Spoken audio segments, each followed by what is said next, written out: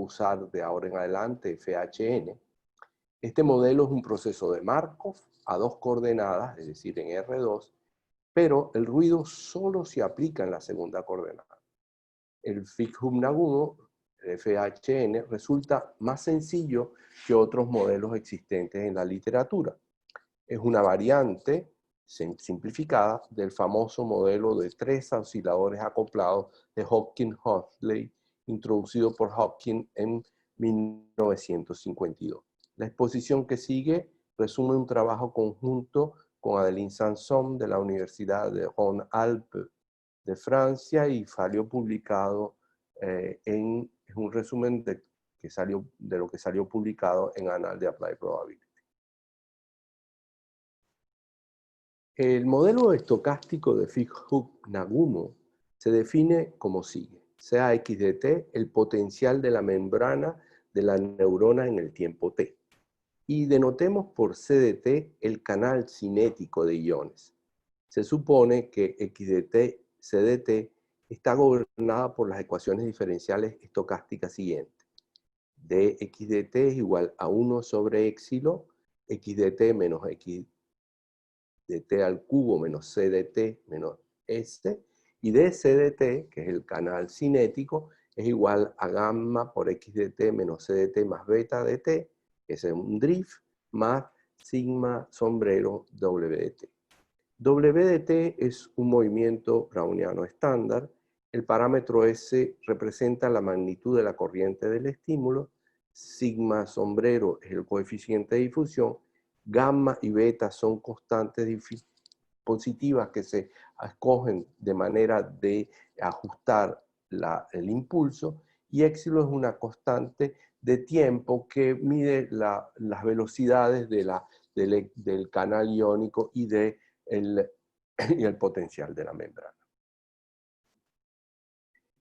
Como el ruido en el sistema precedente solo aparece en la segunda coordenada, el proceso de solución es una difusión hipoelíptica.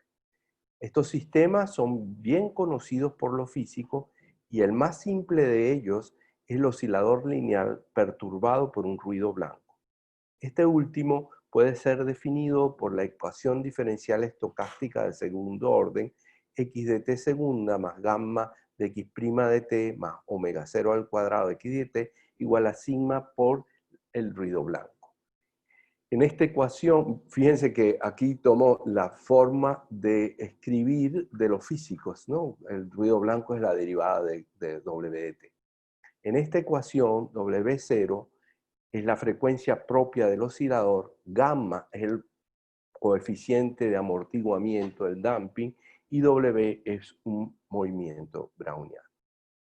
Esta ecuación puede ser escrita como un sistema al poner I de t igual a x' de t y nos queda dx de t igual a I de t de t y de I de t lo que corresponde a la ecuación de segundo orden. Esta clase de sistemas se llaman hamiltonianos. El hamiltoniano se define como la función h de x, y en las dos variables x e y como un medio por y al cuadrado más b de x. Aquí el potencial en el caso del oscilador lineal es cuadrático, es omega 0 al cuadrado, x al cuadrado. Se puede ver sin mucha dificultad que el sistema estocástico tiene una medida invariante con densidad, que es la P de la medida invariante, que es igual a 1 sobre C. C es la constante de normalización habitual en este tipo de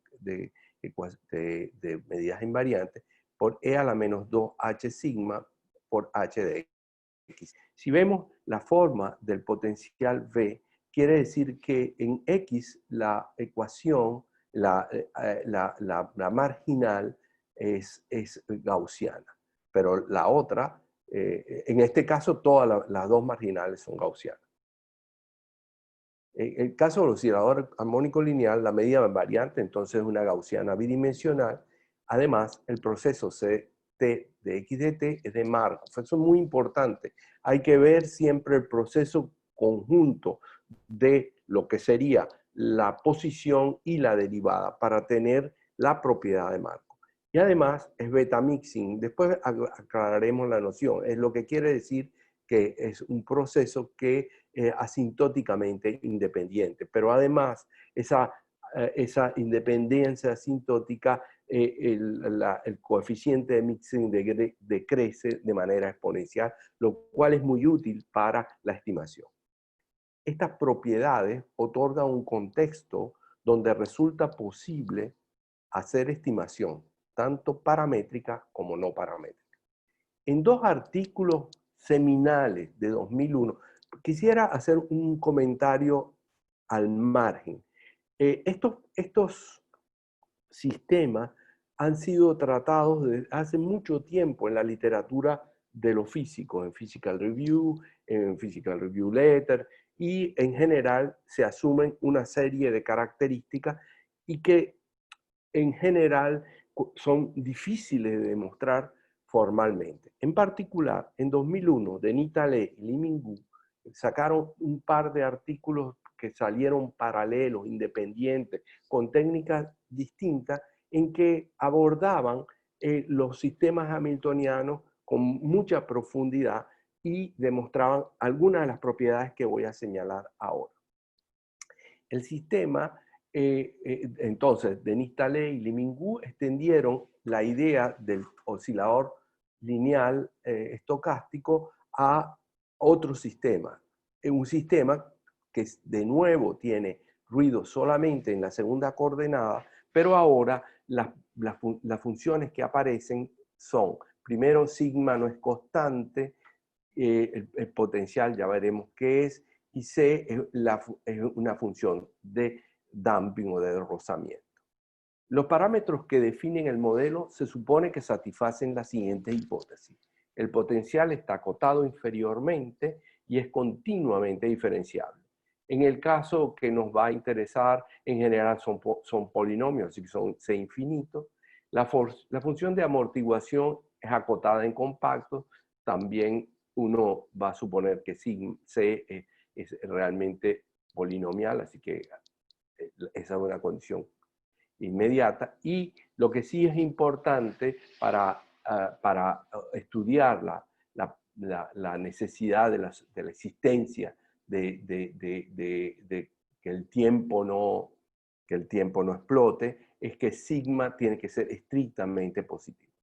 El sistema de Fukuyama puede ser escrito de manera similar a un sistema hamiltoniano, haciendo el cambio de variable I de t igual a 1 sobre éxilo x de t menos x al cubo de t menos c de t menos s, y así nuestra ecuación, nuestro sistema inicial, queda escrito de una manera muy parecida a los sistemas de Denis Tallet y de Li Minggu. Si identificamos, la función C es este polinomio de segundo grado, la función B es un polinomio de cuarto grado, y sigma es sigma sombrero sobre éxilo. Fíjense que el éxilo es un parámetro bien complejo, porque el éxilo pequeño hace varianzas altas, el éxilo grande hace varianzas más pequeñas. Ahora bien, siendo un proceso de Markov, se define un semigrupo bien determinado, bien estudiado, y además uno puede calcular de muchas maneras, pero en particular usando la fórmula de Ito, el generador infinitesimal. Y es sumamente importante, característica de todos los sistemas hamiltonianos, la dependencia en el generador infinitesimal de la derivada de segundo orden con respecto a y solamente derivadas de primer orden con respecto a x. Esto es lo que caracteriza la difusión hipoelíptica y hace que haya ausencia de elipticidad en el generador infinitesimal, y hace que su estudio asintótico, existencial, etcétera, es un poco más complicado y demoró mucho más tiempo que en los estudios paralelos de difusiones elípticas. El sistema 4 verifica las siguientes condiciones. El potencial es acotado inferiormente, suave, es infinito, y tiene crecimiento polinomial en infinito. El coeficiente de amortiguamiento es continuo y por lo tanto cumple la condición necesaria de Li Minggu, y para todo x acotado inferiormente por una constante que depende de éxilo, por cierto.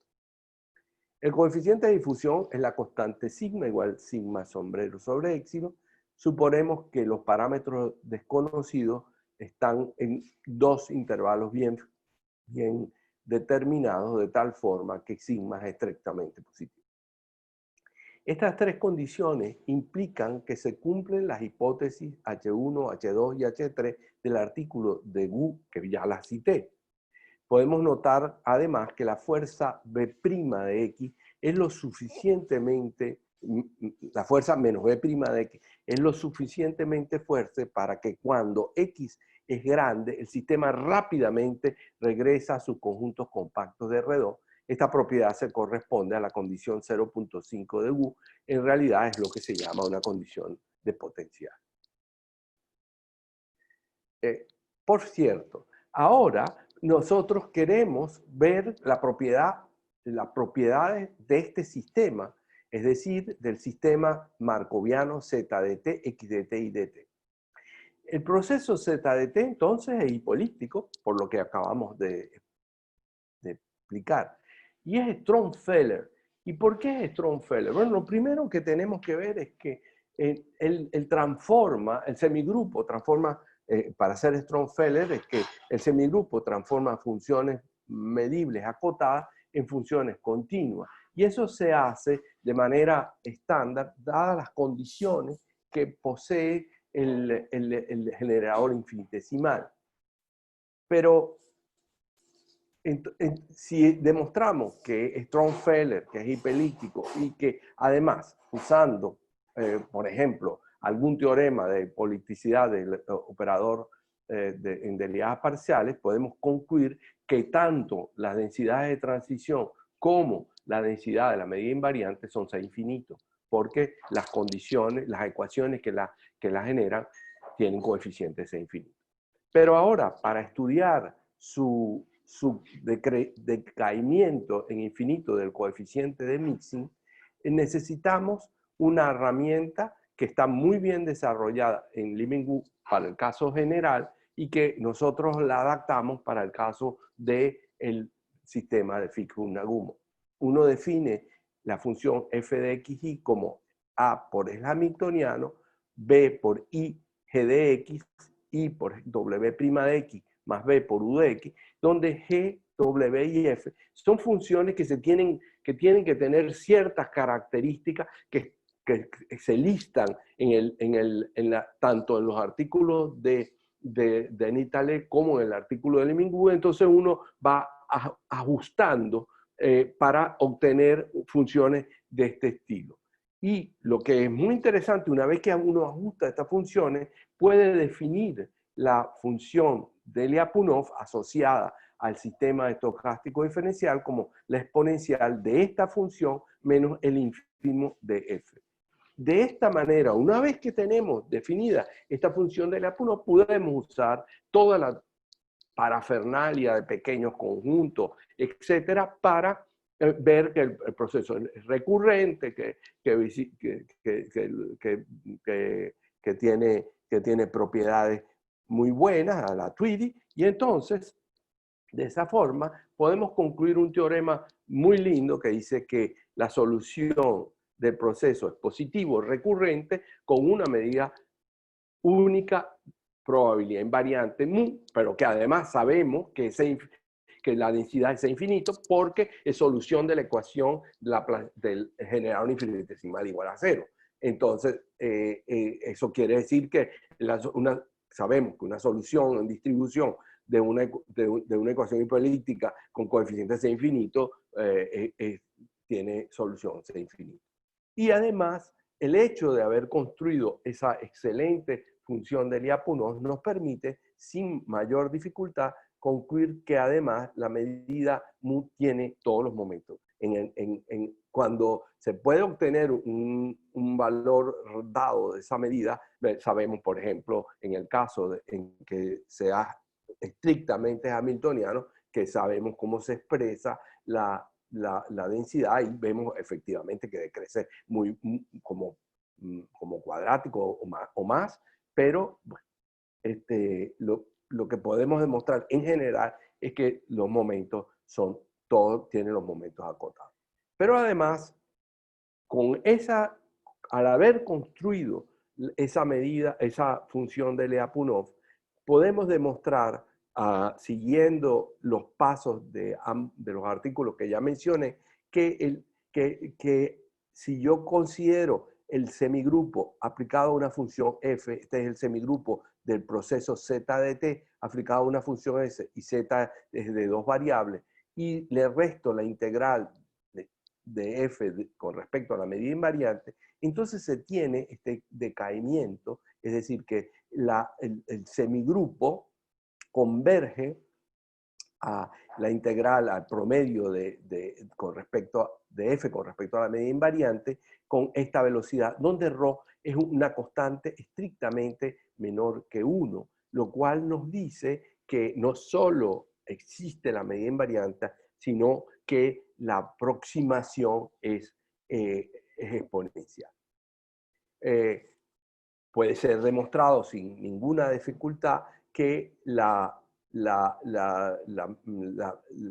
que podemos acotar también la norma en la variación total integrando de esta forma, donde esto es una segunda constante, sí es la función de Lyapunov y esto es ρ a la t. Esto es bastante más fuerte, pero se deduce de lo anterior.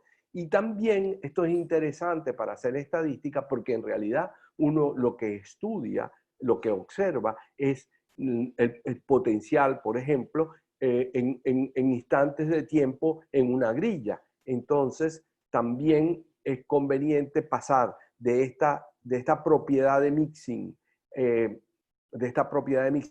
a tiempo continuo a la propiedad de mixing a tiempo discreto, siendo P el semigrupo discreto asociado al esqueleto del proceso de Markov Z discreto Z de K, que es simplemente observar el proceso Z en la grilla K por H.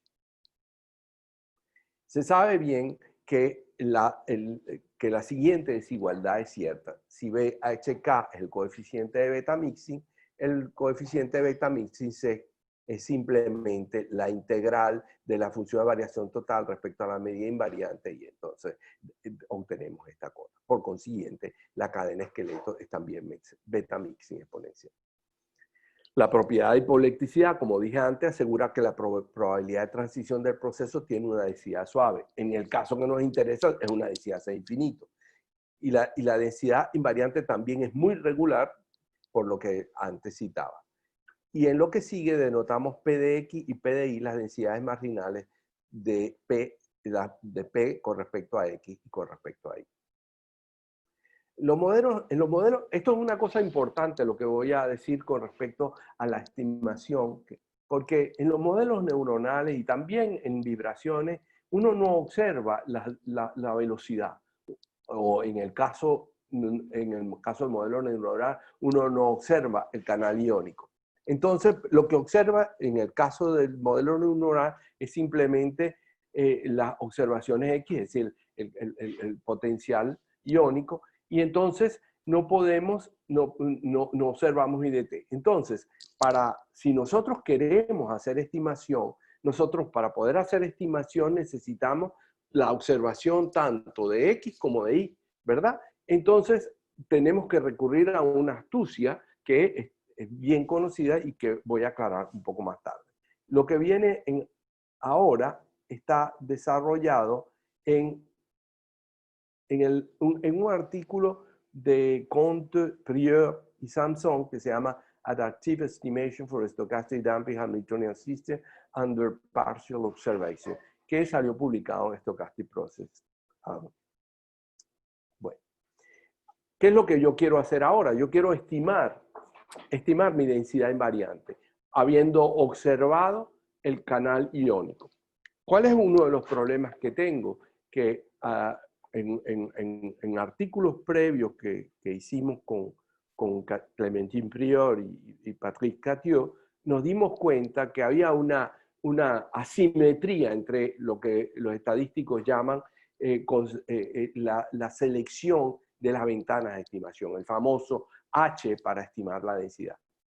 Entonces, ¿cómo vamos a nosotros a estimar la densidad? Bueno, comenzamos con un núcleo que tiene dos derivadas continuas, que es a soporte compacto y soporte AJ, y que sus derivadas están en L2, y es un núcleo que es una densidad de, no es una densidad de probabilidad porque no tiene por qué ser positivo, pero integra 1. Además, suponemos que el núcleo tiene segundo momento. Para toda ventana de estimación, es decir, dos valores B1 y B2 que van a ser nuestra ventana de estimación que nos va a permitir definir la delta de ira aproximada, definimos K de B como X, como B1, B2, K en X sobre B1 y sobre B2. Cuando ambas coordenadas son observadas, que es lo que es habitual en estadística no paramétrica, el estimador natural es simplemente el estimador de núcleo de Parsen-Rosenblatt, P sombrerito, que es 1 entre n, ¿verdad? Es la medida empírica de lo que hemos observado, la integral del núcleo K con respecto a la medida empírica que se escribe de esta forma. Esto es lo usual de la estimación. Fíjense que aquí puse K de B, no puse K sino K de B, por eso no hay B1 y B2. Muy bien. Ahora, solo X es observado. Eso es lo que pasa, por ejemplo, en una vibración aleatoria. Nosotros vemos la vibración, pero no vemos la velocidad.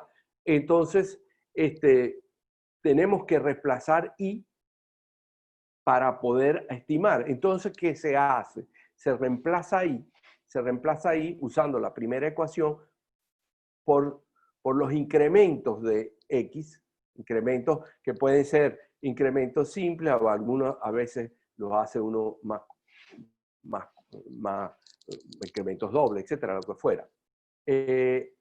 Entonces ahora el estimador de núcleo no es el estimador clásico, sino el estimador de núcleo, que ahora lo llamo P sombrero, es simplemente aquí en la primera coordenada pongo I y en la segunda coordenada sustituyo I por el incremento de X. Esto es muy interesante porque da elementos, complica un poco la estimación, pero se puede obtener resultados muy interesantes. Ahora, el gran problema para la estimación, y ahora es que se mezcla los elementos probabilísticos con los elementos de estadística no paramétrica. El problema es que la ventana de estimación se tiene que escoger de alguna forma. Hay una simetría, entonces lo que sería interesante, y es lo que ponen en práctica Conte y sus colegas, es que es una manera automática de estimar, la ventana. Pero para eso necesitamos de manera muy fuerte que la muestra que observamos sea beta mixing, y eso es lo que nos ha provisto las propiedades probabilísticas antes mencionadas. El proceso de estimación es un proceso que se inspira en Götz-Derluger y Levski, que es tomar un conjunto de ventanas que varían de 1 sobre raíz de n hasta c sobre raíz de n, un conjunto de ventanas que se va moviendo, y definimos este núcleo convolucionado para la ventana B' y para la ventana B en Bn, y ahora definimos un riesgo que es el supremo sobre todas las ventanas que pertenecen a este conjunto de la norma cuadrática de ρ b' de menos ρ b b' con respecto a menos una cierta penalización que involucra, y esto es interesantísimo de este tipo de problemas, involucra el coeficiente de beta mixing y una regularización con respecto a delta, que es el parámetro que vamos a hacer, que es el parámetro de observación de la grilla. Entonces, vamos a estimar, vamos a usar como ventana de estimación al argumento que minimiza a este riesgo. Y una cosa muy linda que demostraron Conte y Al es que si yo tomo ahora el estimador con esa ventana de estimación que me provee esta minimización, entonces ella, el estimador así definido, verifica lo que se llama una desigualdad Oracle, es decir, que la esperanza del error cuadrático es menor o igual que el ínfimo sobre todas las posibles selecciones de n. Si tuviésemos el caso independiente, este término no aparecería, aparecería 1 sobre n, y aparece el log de n, que es una corrección producto de la no independencia. ¿Por qué esto es interesante? Porque son los datos los que nos han provisto de la ventana sobre la cual vamos a estimar. Muy bien. Ahora, una vez que hemos ya desarrollado hasta ahora las propiedades probabilísticas y una manera de estimar la densidad, ahora nos preocupamos por un problema ya que preocupa a los neurólogos, y son los SPI. Se define como un SPI en el potencial de una neurona, en el X de t que teníamos antes, a un incremento brusco de ese potencial de menos 65 hasta 20 m, y entonces él sube y luego baja, es decir, eso es una larga excursión de X de t. Se puede entonces interpretar los SPI como largas excursiones de potencial a partir de un nivel. Son importantes porque cuando una neurona está en régimen de SPI, se puede considerar que está en ON y luego se apaga. Eso es muy importante para el estudio en neurofisiología. Entonces, ahora vamos a mezclar todo. Vamos a primero exhibir un vínculo entre los SPI del proceso Z de t, pero no del Z de t en realidad. A nosotros nos interesa el SPI de X de t, que es el potencial. Y los upcrossing de X de t para niveles altos. Ahora viene la definición de upcrossing, pero en realidad lo que quiere decir esto es que yo tengo un nivel U y lo cruzo con X de t, pero con la derivada positiva, lo cruzo hacia arriba. Entonces, primero denotemos nt los pulsos, los spikes, durante el intervalo 0t, y definamos la rata de spike como el límite de nt sobre t. Esta cantidad también puede ser definida como sigue. Denotemos tsui, el iésimo intervalo entre spikes, es decir, el tiempo entre el spike i y el spike i más 1. El tiempo medio t entre dos spikes puede ser definido usando el teorema ergódico, ¿verdad? Simplemente porque sabemos que estamos en condición de ergodicidad, pues tenemos mean variante, tenemos todo. Ahora, Linderich y Max Quiller, que han estudiado mucho este tipo de fenómenos en modelos hamiltonianos, han señalado que existe una relación entre estas dos medidas, es decir, entre ρ, que se puede calcular así, y 1 sobre t, donde t0 y tn-1 son el primero y el último spike. Así que nosotros tenemos dos maneras de interpretar ρ y t. Ahora, vamos a ver cómo se pega esto con el proceso y la observación del proceso. Sabemos que el proceso x de t y de t define una medida p de z en el espacio de las funciones continuas, y además el proceso x de t, por las propiedades que hemos visto, es un proceso que es casi seguramente diferenciable. Y aquí es la gran diferencia con las difusiones normales, porque en las difusiones normales elípticas sabemos que si tenemos una difusión normal en R2, sabemos que ninguna de las dos coordenadas es diferenciable.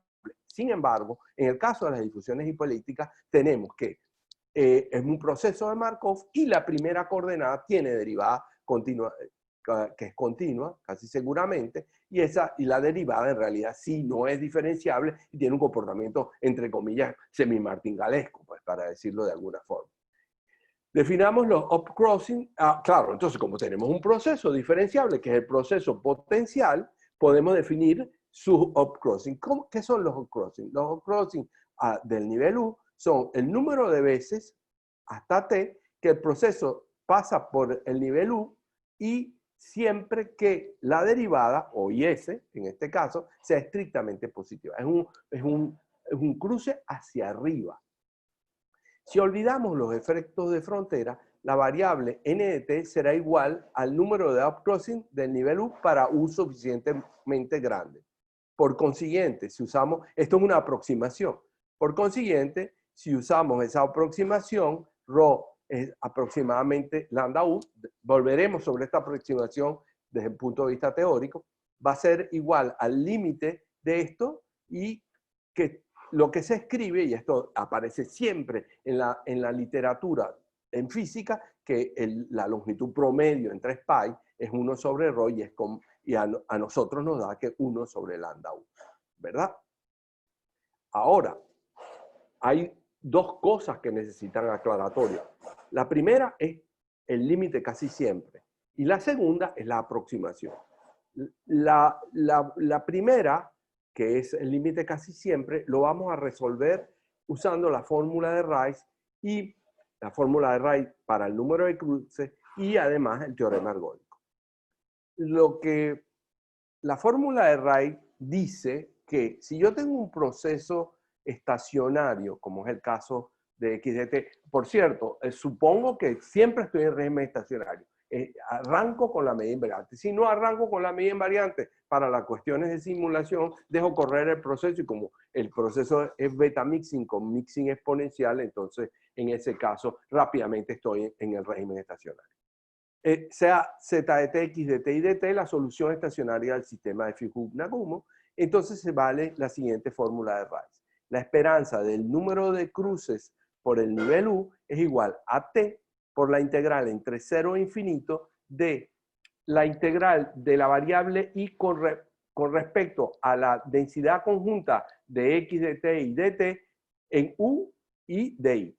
Esta es una fórmula que fue demostrada por Kac y Rice en los años 40 y que se utiliza generalmente, porque es allí donde se pueden hacer cálculos, para procesos gaussianos. Sin embargo, los procesos hipoelípticos tienen esa propiedad que sabemos cómo es su densidad, sabemos, aunque a veces no tenemos una fórmula explícita, pero la conocemos, sabemos que es bien integrable y además sabemos que la primera coordenada x de t es diferenciable, lo que me permite aplicar la fórmula de Feynman-Cave.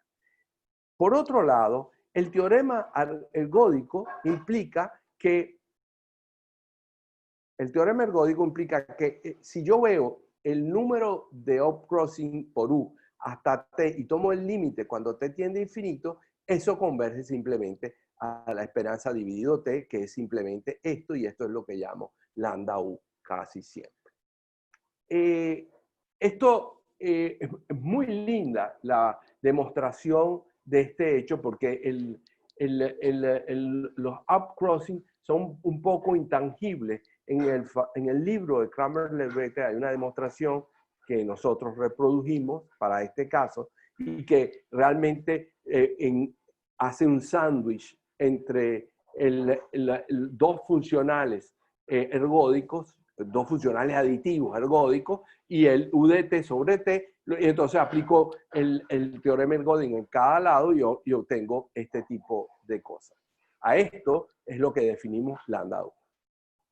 El segundo punto, la aproximación, acuérdense que era la aproximación que decía que lambda U era como 1 sobre el promedio era como 1 sobre lambda U, es el promedio del tiempo.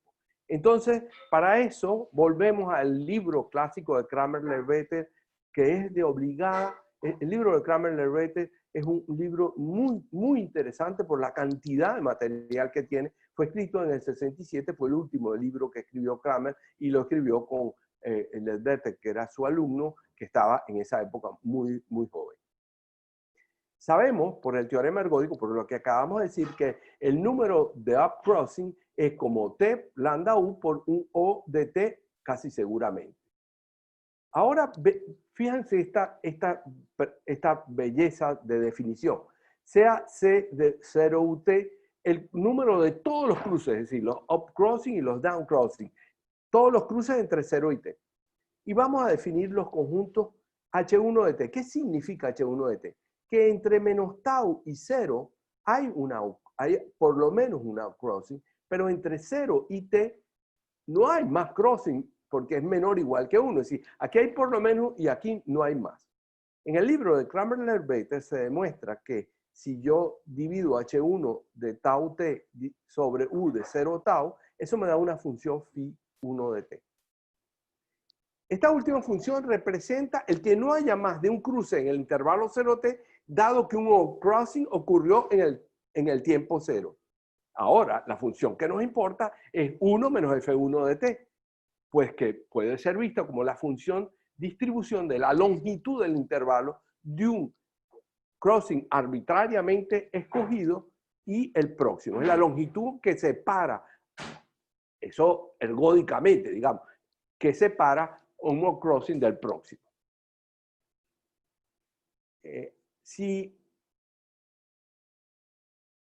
Entonces, si introducimos la función U0 de t, que es la probabilidad de que no haya outcrossing entre 0 y t, se demuestra en Kramer-Lehrbeiter que esta función tiene derivada por la derecha y la derivada por la derecha es menos lambda u por phi 1 de t.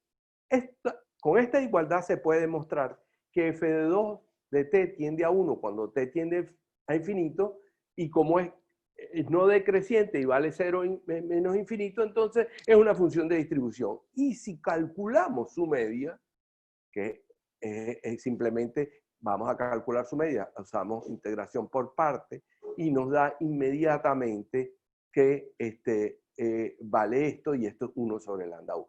¿Qué es lo que estamos demostrando? Lo que estamos demostrando es que en la asintótica, en la ergodicidad, el promedio de la longitud entre dos crossing, de la longitud del intervalo entre dos crossing, es 1 sobre lambda u. Y esto es efectivamente lo que los físicos han usado enormemente. Esta igualdad se deduce de que U0 de 0 es 1 y de U0 de infinito es 0. Esto da una justificación formal, linda, que ya estaba en la literatura, si se quiere, de un desarrollo heurístico que aparece en la literatura física. La ecuación, entonces, 9 permite estimar la rata de Spike. La cantidad que estimamos no es directamente ρ, sino más bien lambda u para un elevado u. Entonces, ¿por qué? ¿Cómo hacemos eso? Si usamos P sombrero, el estimador de la densidad que ya sabemos, definimos el lambda u como la integral entre 0 e infinito de I por el estimador de la densidad. Por ejemplo, si consideramos el núcleo gaussiano y con el núcleo gaussiano y tomamos como núcleo bidimensional el núcleo multiplicativo, obtenemos que P de U es esto, y ahí integrando nos queda una forma directa, sencillísima, para calcular lambda U, que es B2 sobre 2. Acuérdense que B2 y B1 son las ventanas de estimación. Tenemos esta fórmula, es decir, que simplemente con la observación de dt tenemos lambda 1 de t. Ahora voy a terminar mostrándole algunos elementos interesantes. Este primer gráfico tiene 3 paneles. El primer panel nos da un conjunto de parámetros, es decir, siempre los parámetros para S y beta están fijos, son S igual 0, beta igual 0,8 y sigma igual 0,3. Y movemos éxilo. Si ponemos éxilo 0.1 y movemos gamma 1.5, que es el primer panel, vemos en el diagrama de fases que hay unas largas excursiones, es decir, hay spikes que duran un cierto tiempo y un cierto número de trayectorias que no hacen spike. Si tomamos ahora éxilo igual 0,4 y gamma igual 1.5, tenemos una mezcla, tenemos spike, algunos spikes que hacen unas excursiones largas y otros que no. Y si tomamos éxilo igual 0,5 y gamma igual 0,2, tenemos que no hay ningún tipo de spike.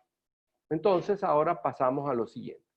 Si tomamos el set de parámetros en donde no hay spike y estimamos la densidad invariante y para tener la verdadera densidad resolvemos la ecuación diferencial parcial que ella verifica, obtenemos que la densidad de la marginal de X tiene esta forma y nuestra estimación es lo que está en rojo.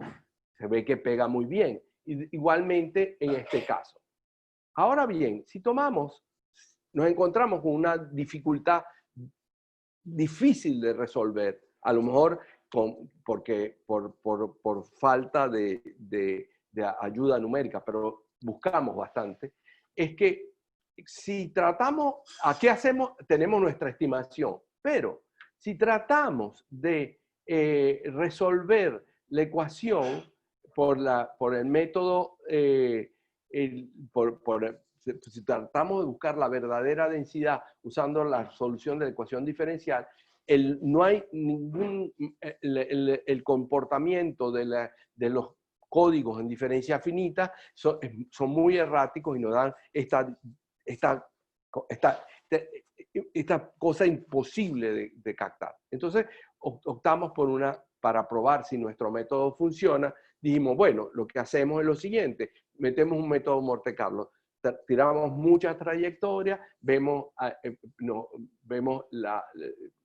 las hacemos correr y vemos la densidad, hacemos el promedio de las densidades de todas esas trayectorias. Y eso nos da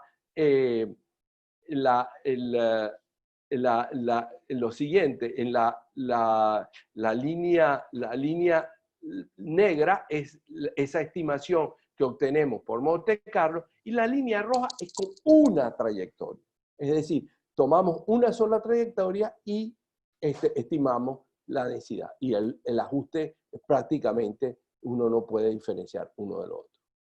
¿Para qué sirve esto? Bueno, lo que hacemos es simplemente queremos estimar ρ. Tenemos dos maneras, como estamos simulando, podemos estimar ρ usando el promedio para ρ en 0.1, ρ 0.6, la manera, observamos las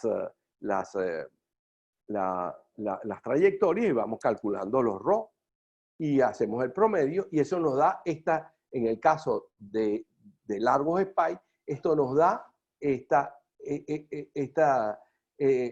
este valor que está en negro y aquí obtenemos el lambda U y vemos que hay un régimen en donde el lambda U se pega al ρ y eso nos dice que observando una trayectoria, que es lo que uno hace, observando el potencial iónico, uno puede perfectamente llegar a una idea de cuál es el intervalo entre spike, la longitud, es decir, la longitud del intervalo entre spike, que es muy importante porque esa longitud es la que nos dice cuánto tiempo está on la neurona.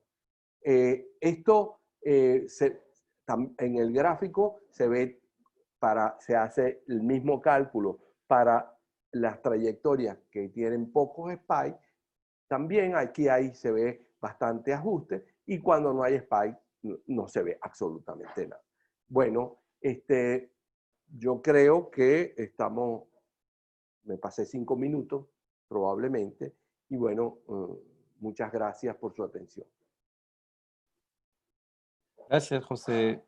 No, ni siquiera, de hecho, queda tiempo para preguntas.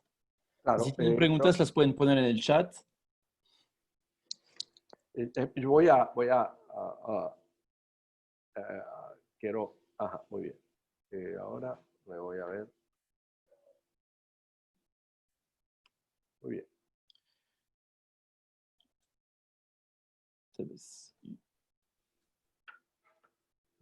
Yo puedo empezar, tal vez tengo unas preguntas. Sí. Sobre la parte de estimación. Ajá. Entonces, tú estás en el caso donde puedes observar Y y no puedes observar X, que es la difusión.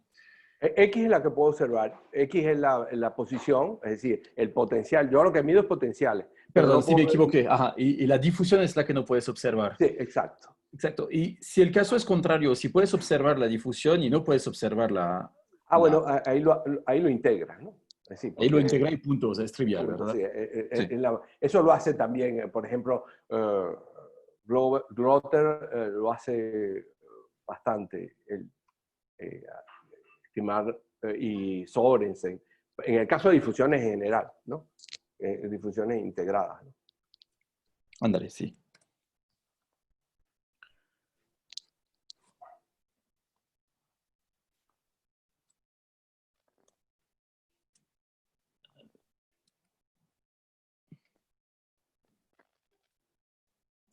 Hay una pregunta también, tal vez te puedes, José Alexander, ¿te puedes conectar?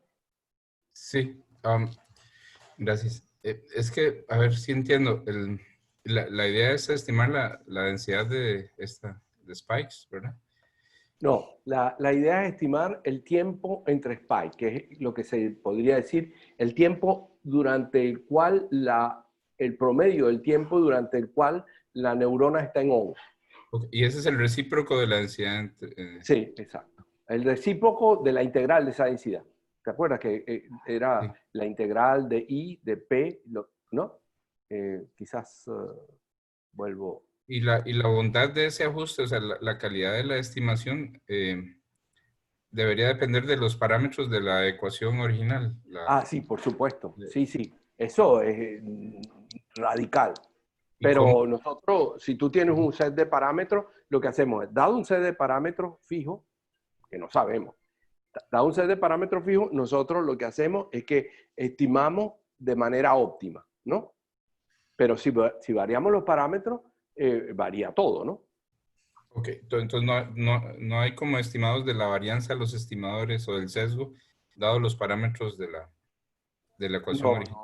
no hemos estimado. Yo tengo un trabajo en otros modelos muy cercanos con un par de colegas venezolanos, donde estimamos los parámetros. Y hay un estudiante de Adeline Sanson que debería venir en octubre, que ha estimado los parámetros para el modelo. Es decir, ella no se mete con la estimación de la densidad, sino observa X, ¿verdad?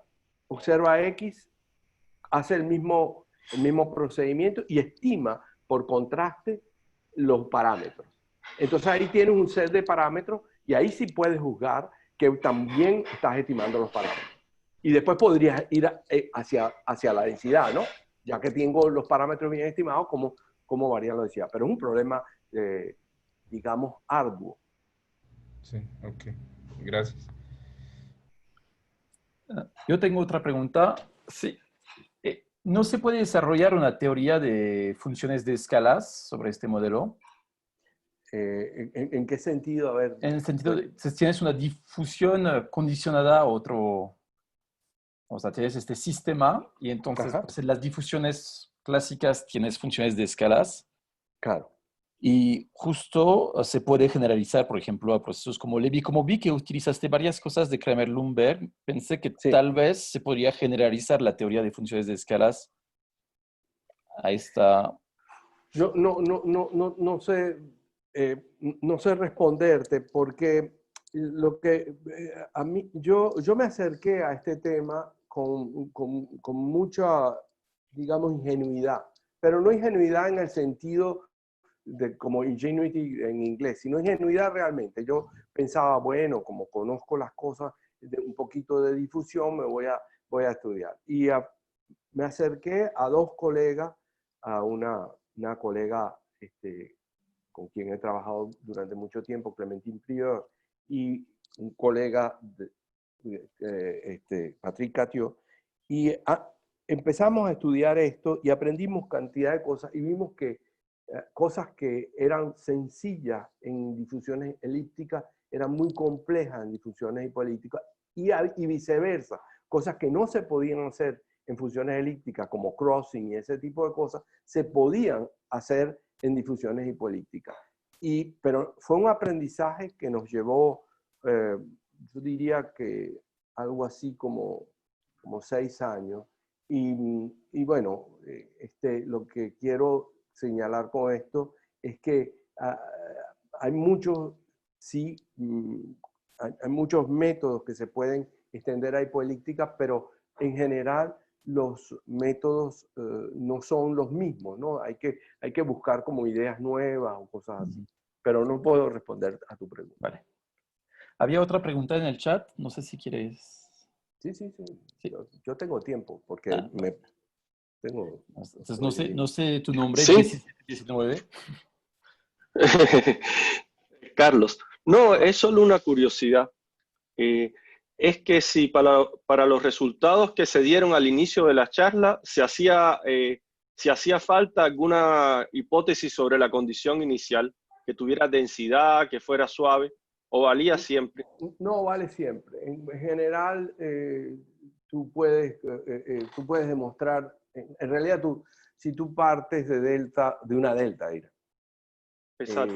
por las propiedades de hipoelectricidad rápidamente el sistema te convierte tus densidades de transición y tu densidad, y por ende la densidad en variante, las convierte en C infinito. Eso es una cosa preciosa que tienen los operadores hipoelípticos, ¿no? Que es que si tú tienes coeficientes C infinito, las soluciones son C infinito. Independientemente es decir, el teorema bien, llamemos de Bismuth, o de los que hicieron esto, dice que, o de Mariaván, que lo hizo con su cálculo, lo que dice que si yo tengo una ecuación en derivadas parciales hipoelípticas, con coeficientes C infinito, toda solución en distribución es C infinito.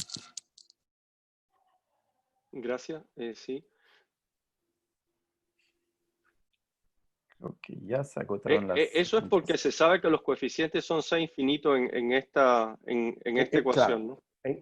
Sí, en muchas ecuaciones, por ejemplo, en Fihum-Naguno son C infinito, en el oscilador de Duffy, es decir, el oscilador de Duffy perturbado por ruido blanco, que es Kramer, la ecuación de Van der Pol, la solución. En todas esas que interesan mucho a los físicos, se sabe que es infinito. Por supuesto, los artículos de Denis Talé y de Li-Ming Wu están escritos con mucha generalidad, piden dos derivadas, cosas así. Ellos no piden ser infinito, pero claro, cuando tú vas a hacer la aplicación en un caso preciso, tienes un potencial dado que es un polinomio y bueno, el punto, es eso lo que pasa. Muchas gracias. Muy bien, creo que ya se agotaron las preguntas. ¿Puedo hacer un comentario final Claro, que sí. dije como problema abierto que dejo a la... Sí. Yo, cuando estoy analizando un sistema oscilatorio, me interesa mucho definir la frecuencia, pero si es un sistema oscilatorio errático o aleatorio realmente, ¿cómo defino la frecuencia? Una manera de definir la frecuencia o el periodo, que es lo mismo, es definir, yo digo que yo voy a definir la frecuencia como el número de cruces por unidad de tiempo. Es decir, el número de cruces por cero por unidad de tiempo. Esa es una manera, si uno piensa en el seno y el coseno, es como se define el periodo. El número de veces que pasan por el cero tiene algo que ver con el periodo. Entonces lo define así, eso es lo que se llama la frecuencia de Rice. Pero por el teorema ergódico, eso converge a la esperanza del número de cruces, y de la misma forma como lo hice ahora. Ahora, supóngase que yo tengo un sistema de este tipo, hamiltoniano, pero además, o un Fihum-Naguno o el que sea, y yo le inyecto una fuerza periódica con una cierta amplitud.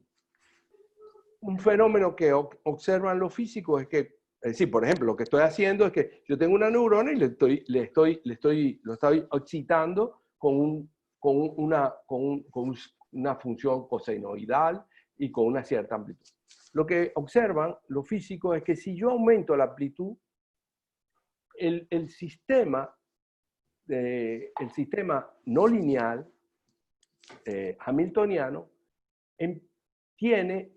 se produce un fenómeno que es que la frecuencia de Rice asociada a ese sistema se pega con la frecuencia de la señal con la que estoy haciendo. Y eso no pasa si uno ve el oscilador armónico, eso el oscilador armónico lineal, eso no pasa. Eso es una característica de la no linealidad, es decir, es una coherencia entre las dos señales. Eso se podría estudiar en el Friedhub-Naguno porque hay un estudiante, un postdoctorante de Edimburgo que acaba de escribir esto mismo que hicimos nosotros, pero para el sistema de Friedhub-Naguno perturbado por una señal, perturbado por un ruido aleatorio más una señal sinusoidal.